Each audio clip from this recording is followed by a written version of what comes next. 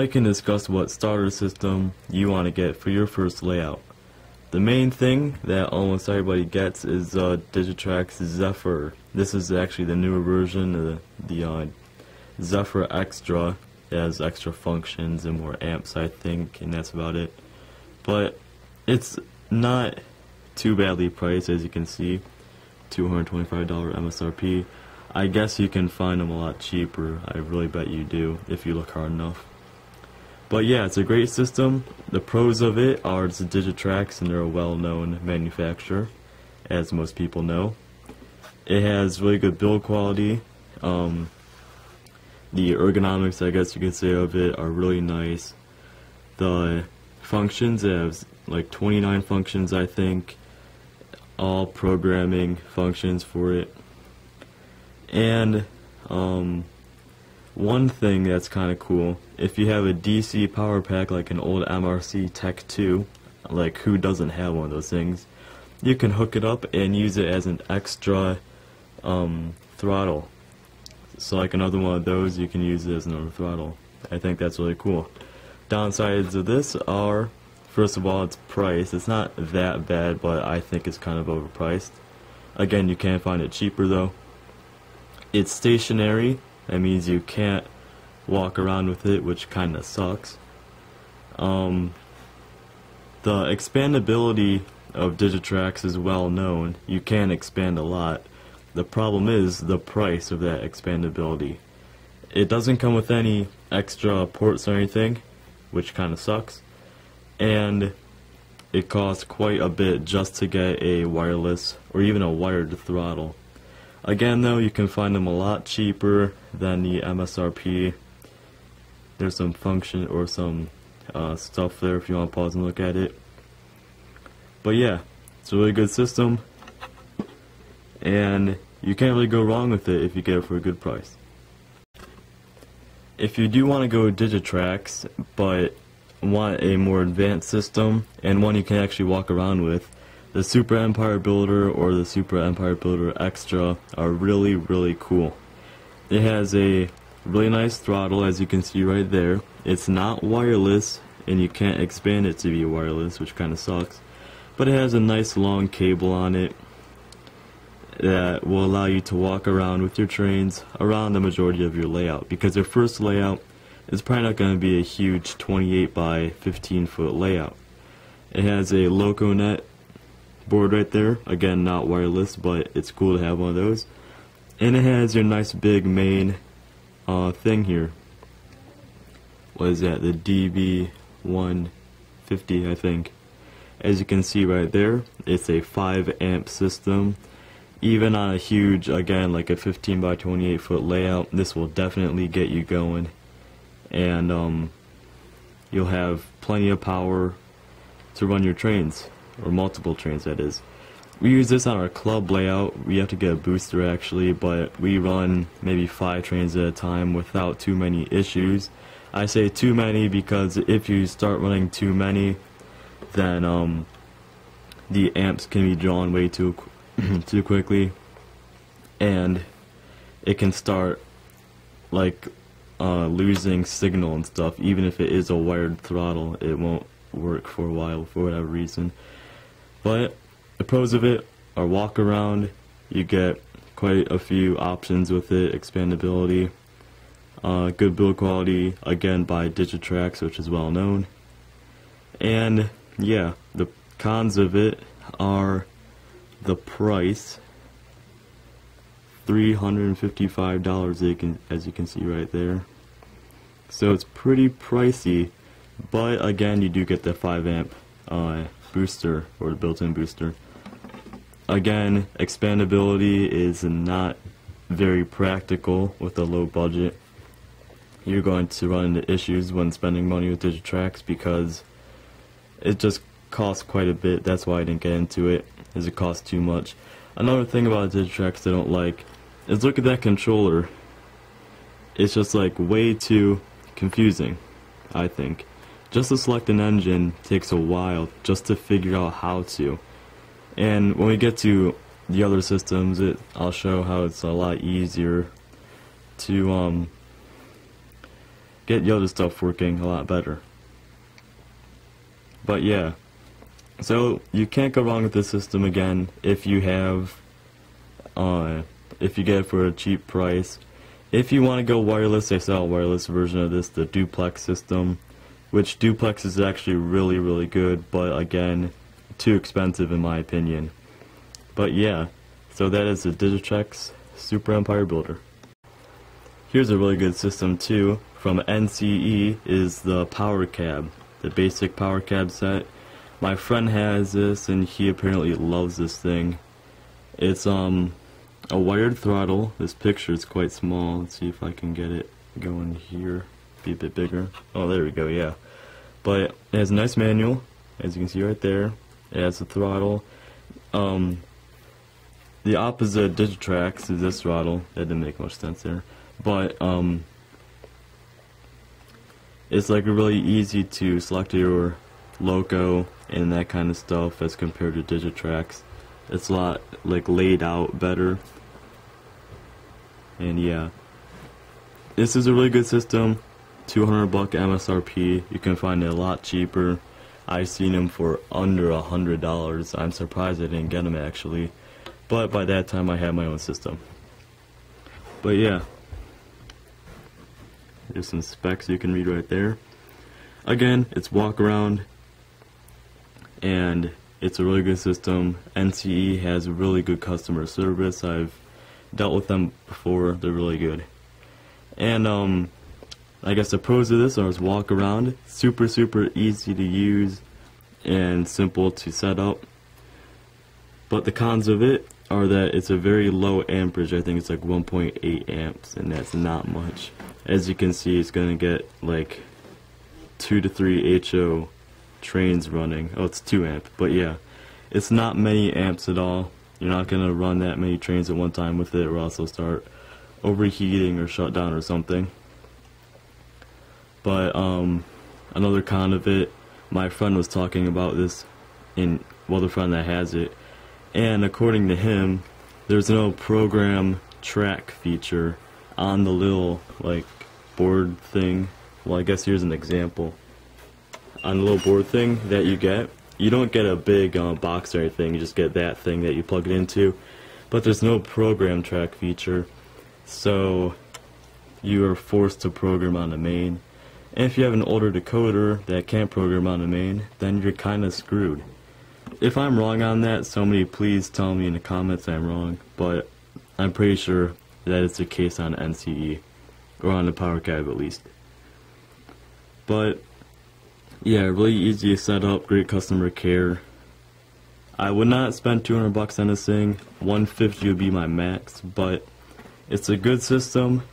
Expandability is not that much money, and it's actually really easy to expand. As compared to Digitrax, it's not that much. So yeah, that's the NCE power cab. I really hope you guys will not get this thing, but I know a few people have it. This is the Bachmann Spectrum Easy Command Dynamis. There's not too much, to be honest, good about this system.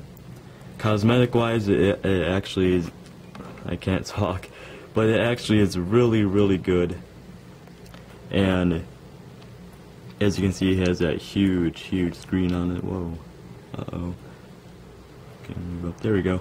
Alright, it has that big huge screen on it.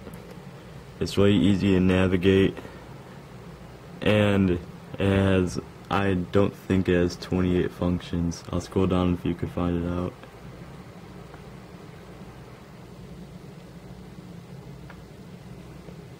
It's 2.3 amps, which is good. You can just pause it right there to read it if you want. I don't see 28 functions anywhere, which isn't that good. But yeah, it's an okay system, but it's priced really bad. $350. I cannot find it cheaper than that. Well, maybe like 300. But yeah, it's very expensive. It's infrared, which is actually really bad because you have to point it at the base station you get with it. It's 2 amps, which is not that bad. You can run 3 to 4 trains max with that. but I've heard the build quality is pretty shoddy and it has a lot of glitches in it. A firmware update could help, but according to the people that have had this, there is no firmware update for it, which kind of sucks.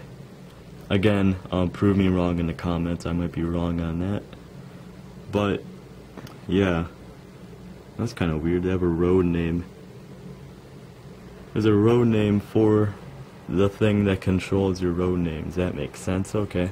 But yeah, it's an okay system. Don't pay that much for it though. The easy DCC, whatever they call that, that thing is terrible. Do not get it. You are limited to like 8 functions, I think, which is really bad. You can't program a number over 10. Like if you have a number that's 2150, or that's the engine number, you can't make it 2150. It can be like 1 through 10. That's it. Just don't get that thing unless you find it for under $30 maybe. But yeah. So this thing, I wouldn't get it. It looks really cool, but the actual operation of it is not that good. So yeah. Lenz is a company you don't hear that much about. That's because they're based overseas in the UK. They're not that popular here in the US, but I do see quite a few people with the Lenz set 90, which you can see right there. That's their basic starter set. I cannot find a price on these things. I didn't look that hard, but I'm guessing it's quite expensive because I have to ship it over here and all that stuff. It looks really good. I've tried one maybe 2 times. It's really easy to use. There's quite a lack of buttons, as you can see right there though. That can be a big problem. But yeah, the Lenz 100 set I like better. I've tried that too. I actually like that a lot better. To be honest, I don't know that much info about this. If you want to read some, it's at the 720p and read it right there.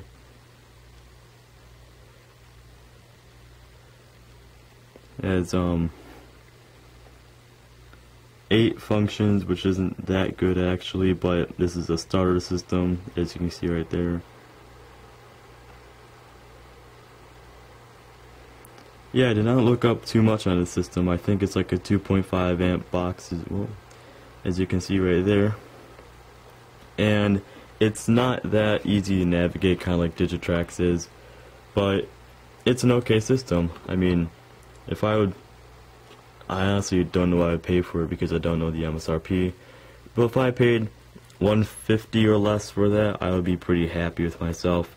Limited functions and not much programmability, but it seems like a pretty good system.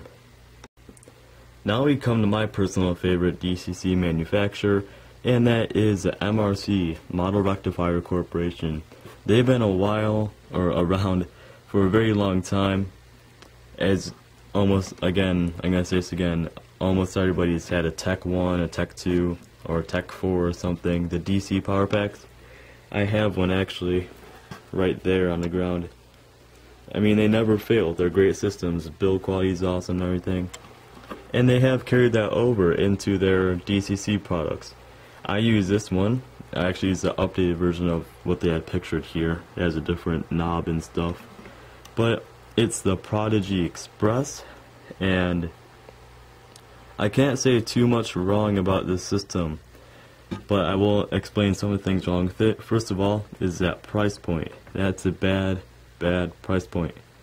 It does look really good. It has that nice big screen and everything. It's a 1.6 amps, which is not that good really. I mean, that's the lowest I've seen. With a booster though, which is pretty cheap from MRC, you can really get a lot of good things out of it. But I got mine for $80, I think, from the hobby store. You can find them still around that price. They stopped selling the Prodigy Advanced, I'm not sure why. Now they have this, the Advanced Squared, and then the wireless. I wouldn't recommend getting the Advanced Squared because once you get it, you're really going to want to go wireless. And then you're just going to spend another $200 on a wireless conversion set. So I get this or the wireless, depending on what you want. The wireless is really good, but this is good too for beginners. Well, I guess I'll just show you these pictures, or my own system that is. The user interface on this thing is like just perfect. Alright, now if you want to select a loco, you just press loco. It's like, you think about it, that doesn't make much sense, but it's where you would think it is. Unlike Digitrax, that it's like you have to break a code just to try to get an engine. It doesn't make much sense, I know, but once you start using the systems, then you'll really understand what I'm saying. But say what, this engine 127, well, oh, let's drop it. I have to redo it now. 0 out 127. Now you have a big enter button right there. And now you have it, and then you twist the knob and it starts moving. Yay! And you have the light right there.